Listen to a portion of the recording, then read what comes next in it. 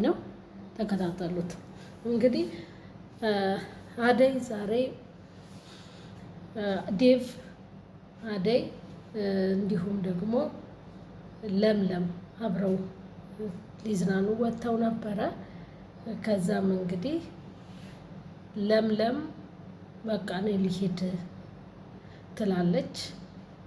ዴቭም ኤላ አደይንም ትምጣና ትንሽ ስራ ታግዘኝ ብሎ ነበረ።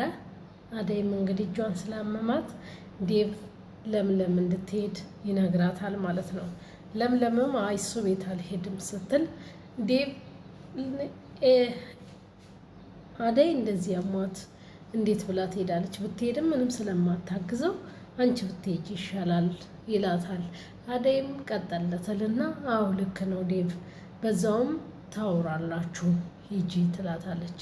እሺ በቃ ትልና ለምለምም ተነስታ ወደ ኤላ ጋር ስትሄድ ኤላና ቀበጧ ኤልዱ እንግዲህ የፍቅር ዳንስ ሲደንሱ ታገኛቸዋለች ማለት ነው። ኤልዳን እንግዲህ ሁላችን እንደምናውቃት ቀበጥ ነገር ናት፣ ለምንም ግድ የሌላት ነችና ና እንደንስ ብላው በግድ እየደነሱ እያለ ለምለም ትደርሳለች ማለት ነው። ከዛም ለምለም በጣም ትናደድና ታዝንና ወይ ረበሽኳችሁ እንዴ ቀጥሉ በቃ ትላለች ማለት ነው። ኤላም አይ አንቺ እንዳሰብሽው አይደለም ይላታል። አይ ተውቱ ትለዋለች። ከዛ ኤልዱም ለምን መጣሽ ትላታለች ማለት ነው። ኤላም ይቆጣታል። ለምን ደስት ያለሽ ብሎ ኤልዱን አሁን ስራን ልሰራ ነው የመጣሁት፣ አደይን እጇን ስላመማት ዴቭ ነው የላከኝ፣ ስለዚህ የሚሰራውን ስራ ሰርቼ መለሳለሁ ትለውና ወደ ኩሽና ትገባለች ማለት ነው። ኩሽናም ገብታ እየሰራች እያለ ኤላ ይሄድና ሲያወራት እሷም ልታወራው ፈቃደኛ አይደለችም ማለት ነው። እዛው በል ጨርስ፣ ለካ የውሸት ነበረ ፍቅርህ፣ እንደዚህ ለካ የምትረሳኝ አልመሰለኝም ነበር በፍጥነት ትለውና አይ ሊሊ እንደዚህ አይደለም፣ አንቺ እንዳሰብሽው አይደለም ይላታል ማለት ነው። ከዛም አሁን ስራዬን ሰርቼ መሄድ ነው ፈልገው ትለውና እሱም ተነስቶ ወደ ሳለ ይሄዳል። ሳለም ሄዶ እንግዲህ ሳሎን ውስጥ ቁጭ ብሎ እንግዲህ ከኤልዱ ጋር አሁን ቁጭ ብለው ለምለም ስራውን የሚሰራውን ጨርሻለሁ፣ ሌላ ስራ ከሌለ ልሄድ ነው ትላለች ማለት ነው። ታዲያ ምን ይገትርሻል እዚህ ሂጂ ትላታለች ኤልዱ። ኤላም በጣም ይቆጣታል። ኤልዱን ለምንድን ነው እንደዚህ የምትናገሪያት ለምለምን ብሎ ማለት ነው። ኤላም ቀጠል ይለና ለምን ቁጭ አትይም ትንሽ አብረሽን ምሳ በልተሽ ብትሄጂ ጥሩ ነው ይላታል። አይ እኔ ምሳ ልበላ ወይም ልቀመጥ አይደለም የመጣሁት፣ ስራ ልሰራ ነው የመጣሁት፣ ስራዬን ደግሞ ጨርሻለሁ፣ ስለዚህ አሁን መሄድ እችላለሁ ትላለች ማለት ነው። ከዛ በቃ እሺ መቀመጥ ካልፈለግሽ እሺ ይላታል። ለምለምም ተነስታ ትሄዳለች ማለት ነው። በጣም ታዝንና ከዛም ልክ ስትሄድ ወደ አደይ ጋር ስትሄድ ዴቭና ፍቅር ተቃቅፈው ታገኛቸዋለች። እዛም ስትሄድ ማለት ነው በጣም አዘነች። ዴቭ አደይ የለችም እንዴ እዚህ መስላኝ ነበረ ትለዋለች ማለት ነው። ዴቭም በጣም የደነገጠና አይ ክፍሏ ነች ይላታል። ክፍሏን ትሄድና በጣም እንዳዘነች ኤላም ከኤሉ ጋራ ሲደንስ እንደነበር እንደረሳት ለአደይ ትነግራታለች ማለት ነው። ዴቭ እንግዲህ ፍቅርን ያቀፋት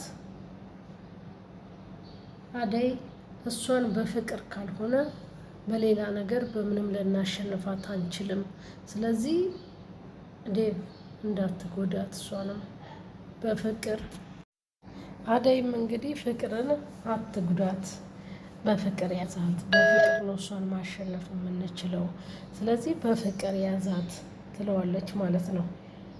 ዴቭም እውነት ፍቅር እኮ ነው፣ ስለ ፍቅር እኮ ነው እያወራሽ ያለሽው፣ ፍቅር እኮ በጣም ክፉ ልጅ ናት እኮ፣ እጅሽንም ያቃጠለችሽ ናት፣ እንዴት ነው እንደዚህ ልታስቢላት የምትችው ይላታል ገርሞት ማለት ነው። መጀመሪያ ዴቭ ከመምጣቱ በፊት አደይ ክፍል ሄዳ እንግዲህ ፍቅር ነይና ስራ ስሪ፣ ቤቱንም አጽጂ፣ ምግብም ስሪ እያለቻት ነበር ማለት ነው። እና እየተጣሉ ነበረ ፍቅርና አደይ። ፍቅርም እንግዲህ በጥፊ ልትመታት ስትል አደይም እጇን ትይዛታለች። ሁለተኛ እጅሽ እንዳትሰነዝሪ ለኔ ጭራሽም እንዳታስቢው ትላታለች። እንደዚህ እያለቻት ዴቭ ይመጣል።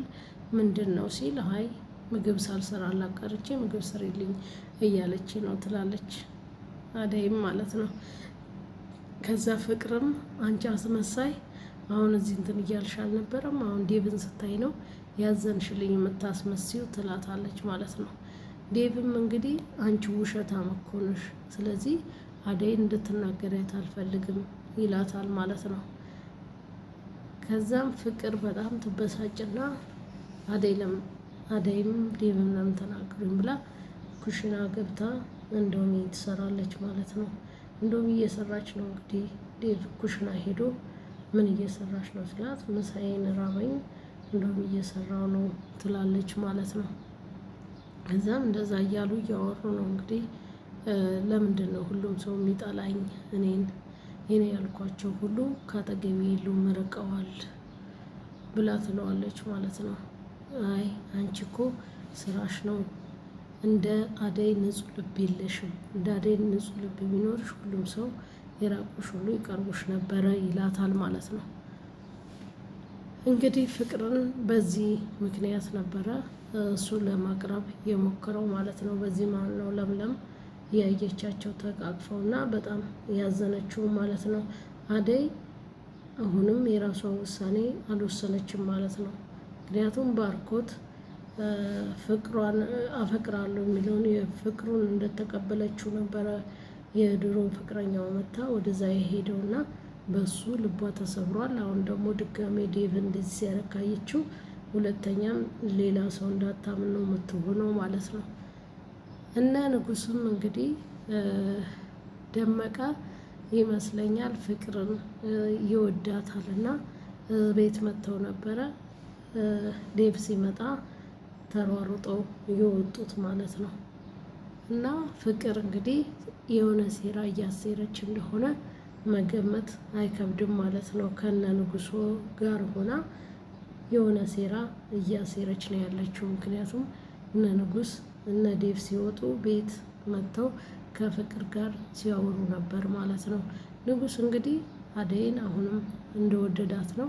አደይ እንግዲህ መጨረሻ ላይ የማን እንደምትሆን አይታወቅም። እንዲሁም ደግሞ የባርኮት ፍቅረኛ ቤዛ ወደ እነ ፍቅር ቤት መታ በር እያንኳኳች ማን ነው በዚህ ሰዓት የሚመጣ ሰው አለ እንዴ ሲል ዴቭ አላውቅም ትልና ፍቅር ተነስታ ስትከፍት አንቺ ትንሿ ሴጣን አለሽ እንዴ ትላታለች ቤዛ ማለት ነው። እና ቤዛም እንግዲህ ወደ እነ ፍቅር ጋር መታለች።